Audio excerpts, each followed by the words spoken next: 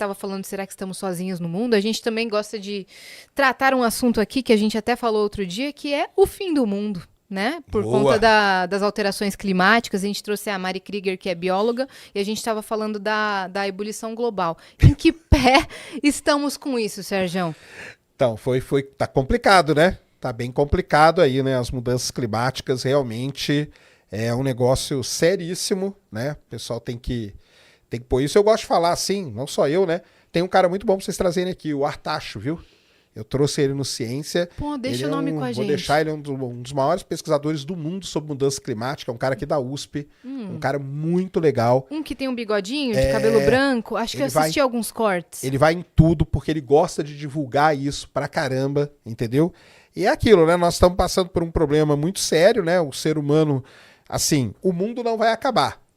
Mas o que nós vamos. A humanidade vai. Exatamente. O que a gente está fazendo, nós estamos alterando a atmosfera, né? E nós, vamos dizer assim, a nossa raça, ela existe para viver num determinado tipo de atmosfera.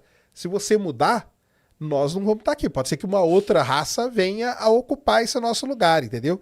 Igual na época dos dinossauros, a atmosfera era totalmente diferente do que ela é hoje. Por isso que nem teria como a gente viver lá. Então, essas mudanças são sérias e eu gosto de falar que o aquecimento é uma das consequências, mas tem várias outras. Várias outras complicadíssimas. Exemplo. Por exemplo, começou a nascer flor na Antártica, no meio do gelo. Ah, que bonito. Cara, isso não é bonito. Isso é um sinal. Isso aí é um sinal que nós estamos mudando de coisa alerta. pra cá. Exatamente. Começa a ter ciclone no Brasil. Quem tinha ouvido falar em ciclone no Brasil? Agora, já teve um ano passado, um ano retrasado, esse ano já teve um, Porto já Alegre, teve um outro. Porto Alegre ficou embaixo Foi d'água naquele destruidor. dia. Foi assustador. Foram dois, inclusive, né? Exatamente. Isso aí não é uma coisa normal. Isso aí é o quê? São mudanças na atmosfera que resultam em chuvas extremas, eventos extremos que a gente chama, em lugares que não estão preparados. Porque acontecer um evento extremo desse em lugar que é preparado, o lugar está preparado para isso. Por exemplo, Bangladesh. Bangladesh é um dos países que mais sofre com as mudanças climáticas, porque ele está numa região que tem aqueles climas de monções que a gente chama, Sei. que chove pra caramba, destrói tudo, igual na Índia também, sabe?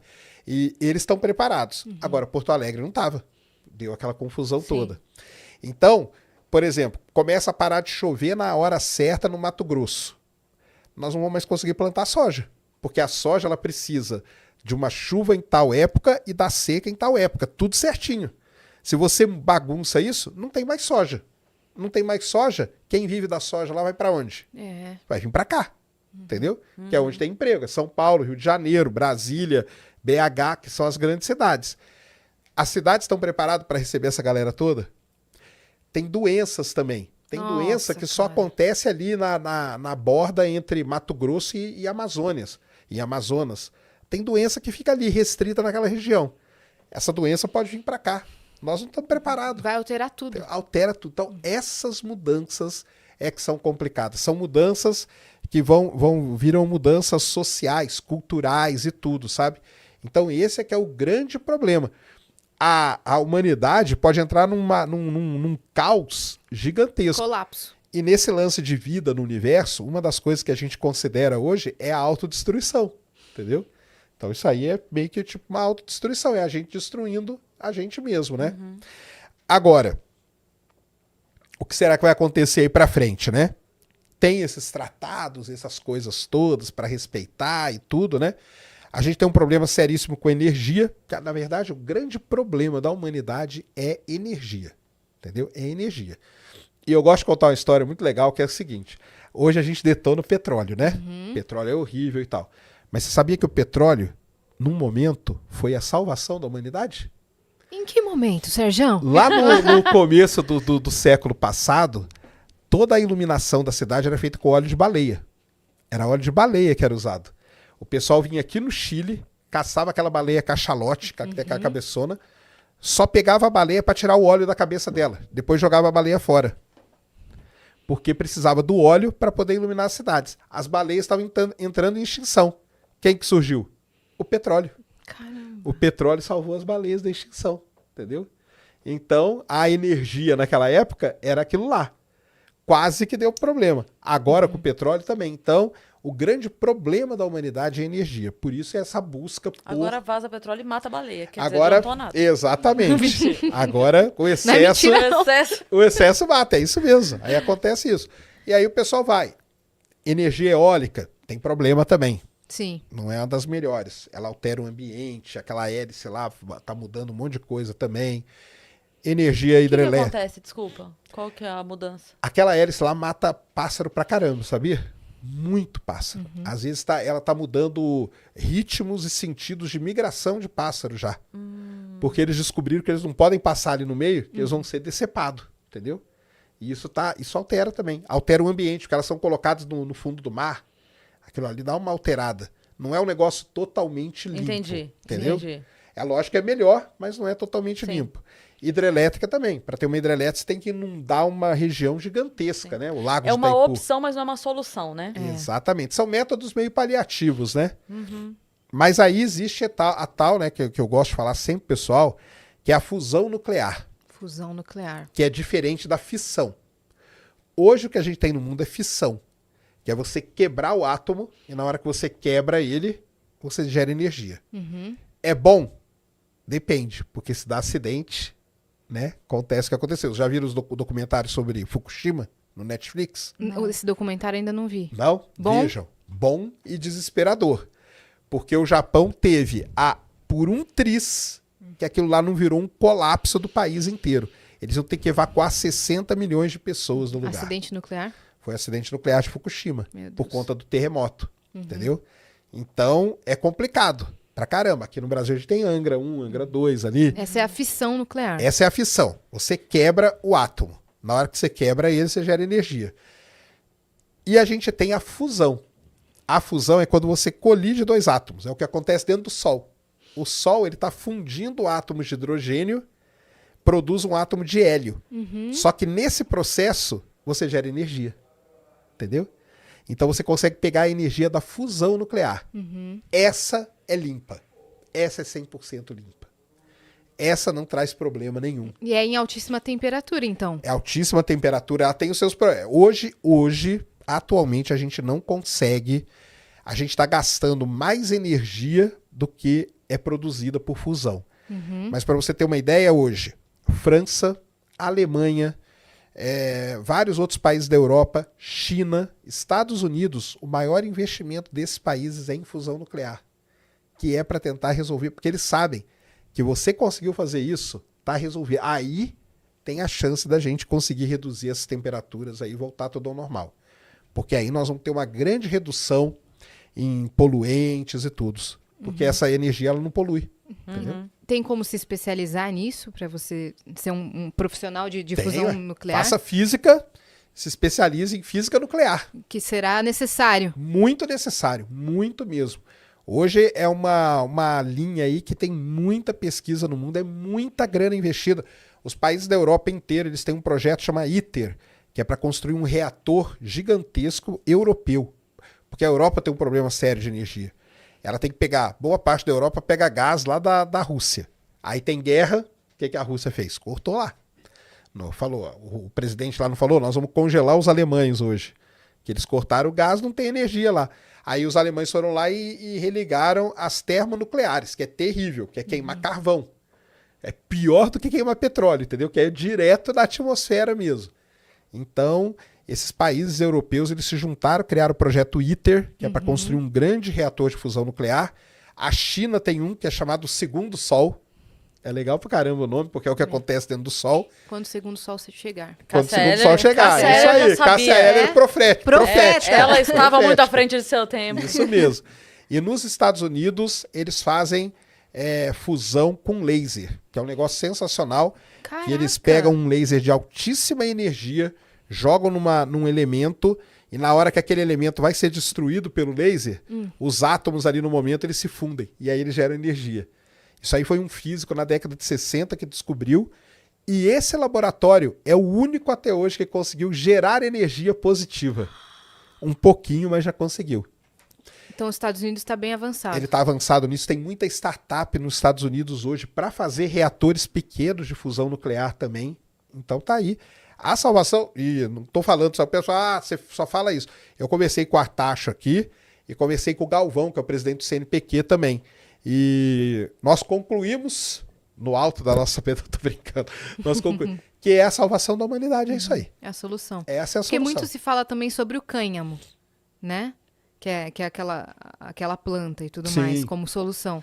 Então, mas é porque, então, pode ser, é uma outra solução paliativa, mas aí você vai ter que plantar ele muito. Vai demorar um Aí, pouco. como você vai fazer? Aí você vai ter que destruir uma outra cultura para pôr ele. Tem outras consequências, né? E tem um problema, né? Qualquer coisa que você planta e vai pegar aquilo para transformar em energia é igual a cana-de-açúcar.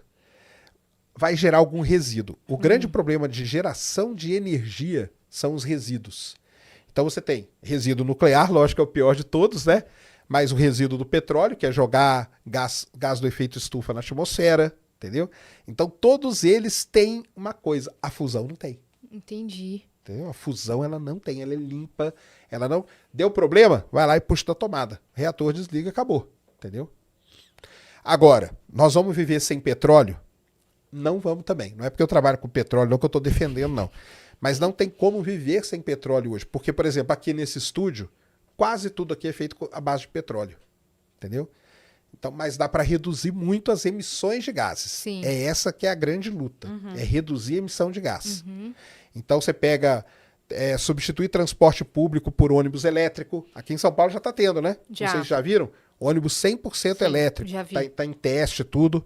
Então isso aí é muito bom, entendeu? Carro elétrico. Carro elétrico. Mas aí o carro elétrico, no caso do Brasil, a gente tem que ter uma infra porque não tem lugar para É carregar. verdade. Pô, cara. Entendeu? Sim. Mas nos Estados Unidos, na Europa, isso aí já é normal, carro elétrico. Então, carro elétrico, ônibus elétrico, qualquer coisa que você vai fazendo, vai diminuindo um pouquinho. E aí, a gente E vai. como é que a gente pode se preparar para as mudanças climáticas? Já compra já 10 ar-condicionados para a família inteira? O que a gente faz? Então, mas aí que tá, né? O problema é o seguinte, se for esquentar, que é o tal da ebulição que você perguntou, né? É. Que o mundo entrou em ebulição. Essa ebulição é por causa das temperaturas que vai atingindo ali. A NASA e o NOAA, que é o departamento americano que cuida da atmosfera, cada mês que passa, eles estão vendo que está sendo o mês mais quente da história, entendeu? Então, o mês passado foi aquele recorde de temperatura, né? Que foi terrível em vários lugares do mundo. Vamos ver agora como que vai ser o inverno na Europa e nos Estados Unidos, né? Pode ser um negócio... Porque o extremo... Qual que é o problema do extremo? Que não é só o calor, é o frio também. Putz, cara. Entendeu? O frio também. Então, nós temos que acompanhar. O El Niño está aí ativo. Tem gente que fala que é o mais forte de todos os tempos. Tem gente que fala que parece que não é bem assim. Temos que esperar. Porque tem um negócio muito sério na atmosfera, que isso o pessoal não entende. Não é porque você fez um negócio hoje que o efeito vai ser amanhã. Entendeu? A atmosfera, o planeta, ele é muito grande. A atmosfera, ela é um negócio muito complexo. Então, ela tem uma inércia. Até alterar, demora. Então, por exemplo, porque teve queimada em excesso na Amazônia. O efeito daquelas queimadas, talvez a gente esteja sentindo hoje, que é tipo 2, 3 anos depois. Então, o efeito na atmosfera, ele demora uns 3 anos para ser sentido. Entendeu? Só que as pessoas não pensam nisso. Então, ela tem esse lag ainda. Por isso que esse avisam delay. antes, falam, vai acontecer tal Exatamente. coisa. Aí não acontece, a gente acha, não aconteceu. Não aconteceu, mas espera daqui 2 anos, você É. vai falar, caramba, por que tá tendo ciclone aqui? O pessoal que estuda climatologia, né, esse estudo aí de climatologia, o pessoal que estuda, eles pegam fenômenos extremos e voltam 2, 3 anos para trás, para ver o que aconteceu ali. Aconteceu isso aqui, ó, teve mais incêndio, teve esse vulcão causa problema também, altera bastante. Às vezes tem erupções muito grandes, então, que é bom, por um lado. E na década de 90, não sei se vocês vão lembrar, teve o grande vulcão Pinatubo, na Indonésia. Foi um vulcão super famoso, foi uma das maiores erupções que a gente já teve. Ele ajudou a esfriar. O vulcão ajuda a esfriar, porque ele cria uma coberturazinha ali, diminui a incidência, entendeu? Refletiu anos depois. Refletiu anos depois, isso aí. Entendi. Então essas coisas tem que dar um tempo pra gente, mas o pessoal que estuda sabe de tudo isso. E aí temos que ouvir eles pra gente se preparar, né? Só que estão dando estimativas já, né? Estão falando de 3 a 5 anos, uma coisa assim, pra gente entrar em colapso total. falando de estimativa, É isso real aí, esse número? É isso. É Ah, porque, bacana. qual que é o problema? Boa tarde a todos. O problema é o seguinte, é que tem que tomar cuidado com essas estimativas, é assim, se a gente não fizer nada, entendeu? A gente entra em colapso próximo, não sei, acho que talvez um pouquinho mais, Eu talvez já uns queria 10 uma resposta anos. aqui, não, nada a ver essa estimativa. Imagina, não. Yas. Não, a estimativa tem tudo a ver. Aí é aquele negócio, né? Você confia na humanidade ou não? Porque se a gente confiar um pouco, falar, não, cara, nós vamos dar um jeito nisso aí. Não vai deixar. Na hora que o negócio apertar, nós vamos dar um jeito. É que o negócio já apertou agora. Já né? apertou. Tá apertado Nós já no caso tá agora. apertado, tá Isso. apertado, isso mesmo. Então, assim, Isso que você tá sentindo não é a sua calça jeans 34. não é... Tá apertado, porque tá apertado mesmo. Tá apertado. Então, o que tem que ver? Tem que ver essas medidas que o pessoal vai tomar aí, entendeu? Esse ano ele tá muito complicado, porque ele tá sendo muito extremo. Então, temperaturas extremas, o degelo tá violento também, porque isso é uma das grandes medidas que a gente vê, que é o quanto de gelo que a Antártica perde, que o Ártico Derretimento perde. das geleiras, né? E tá muito grande mesmo, e depois ele não volta ao normal. Então, e você ter a Antártica, ter o Ártico, tudo isso regula a temperatura, regula chuva, regula... Tudo é... O clima, ele é muito difícil, porque as coisas são interligadas. É um sistema, todo mundo já ouviu aquela brincadeira da borboleta, né? Sim. A borboleta bate asa aqui e chove no Japão. Isso é verdade, porque o clima é um sistema caótico, que a gente chama. Então, uma pequena alteração num determinado local pode causar uma grande alteração em outro, porque o efeito ele é acumulativo. É uma Entendeu? cadência, né? É uma cadeia, né, de eventos. Né? Cadeia. Então, por exemplo, reduziu o gelo na Antártica. O que isso quer dizer? Vai subir a água do mar. A água do mar vai alterar o regime de chuva aonde tem que chover. Se não choveu igual ali, a temperatura no outro lugar vai ficar quente. No outro vai ficar mais frio. Então vai bagunçando tudo. Então, o Esse clima inverno tá foi bagunçado. muito confuso, né? Tinha Não teve dias inverno, de... né, cara? Então, teve dias de calor no meio do inverno, e no outro dia tava frio, e daí no outro calor de novo, a gente tava perdidaço. assim. Tanto que uma coisa que, não sei se vocês perceberam, nos outros invernos, que tinha diazinhos quentes, o pessoal tinha um nome para isso, veranico. Lembra? Que chamava de veranico. É o veranico.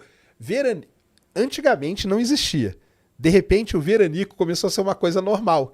Não, tem o veranico. Esse ano ninguém nem falou, porque tava tão quente durante tempo tantos todo. dias. Na verdade, virou invernico quando É. tinha o inverno do Invernico, é isso inverno. aí. Invernico. É invernico que nós vamos ter que chamar. Nossa, então, assim, cara. é complicado demais, entendeu? E temos que ver aí. O problema é que os países que mais poluem são os mais ricos. E te garanto que nesse momento, todos eles estão envolvidos em guerra, em confusão. Talvez isso não seja tão prioridade assim. Então, é problemático. Aí, você que tá assistindo esse vídeo aqui no Talk Flow, dá pra você virar membro, cara, do Flow agora. É um botãozinho do lado do botão de se inscrever. A gente faz um programa semanal só pros membros. Olha. Então, fique esperto aí. Se quiser virar membro, tá bem aqui do lado, é mó merreca, custa menos de R$8, irmão.